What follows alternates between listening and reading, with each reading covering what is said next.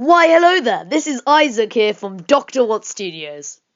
Oh wait, you have no idea who I am, do you? Oh well, here on Dr. Watt Studios we do Doctor Who theories, well, obviously. And this is probably too much self-advertising for my own good.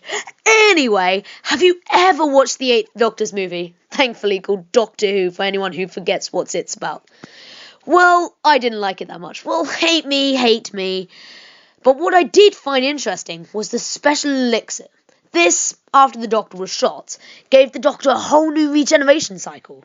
So that's all good and fine, until you start to examine it closer, like the fact that nothing else we are told makes any sense.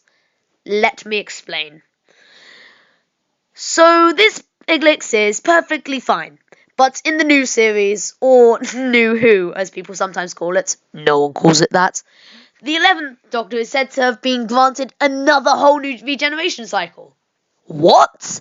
When I first watched The Time of the Doctor, it seemed pretty good and dandy to me. But once I started investigating, why the hell would the Gallifreyans just say, "Welp, you're dying, let's just give you another cycle because we don't want to kill off the series"? And so they send this light thing that contains his new and improved cycle through a crack in this time-space continuum that they've been hyping up all series. But this sounds absurd. Why would they do it? Obviously, they can get out of the painting that they were trapped in. More on that in a later episode.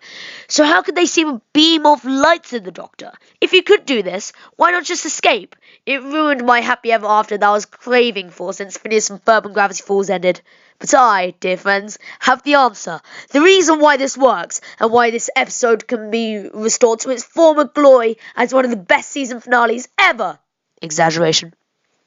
First, the Gallifreyans were trying to escape, obviously, and they almost succeeded. The beam of light, like in the painstakingly bad and confusing End of Time, was not a bundle of regenerations, but a bundle of teleporters. The Gallifreyans didn't want the Doctor to stay alive. Far from it, actually. They lied to him and said that they would give him a new cycle, while really they were just trying to let him die and come back to our universe. But the reason all of this fails is because the Doctor's cycle hadn't ended. It had only started 3 regens ago. Case in point, the elixir. This meant he had a new regen cycle, and so he could live. This fooled the 11th Doctor too. He had no idea. He hadn't regen because he didn't know he could. And so when the Gallifreyans lied to him, he believed them and let himself regenerate. And the power destroyed the beam of light, and the Doctor was never any the wiser. And you may be asking, if the cracks weren't there for the Gallifreyans to help the Doctor, then why were they there? Well, that's a really silly question, really. They were trying to kill him, then kill his friends, then rule the universe, as they would be the only beings left.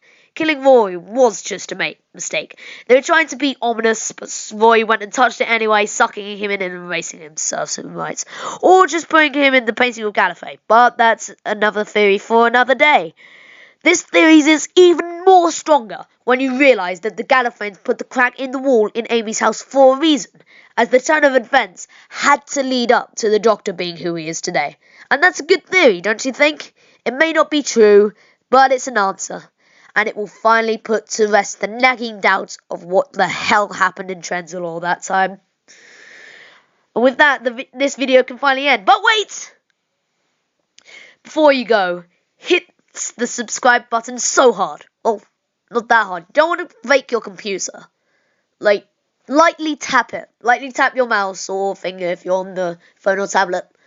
Well, not, you know what, just subscribe.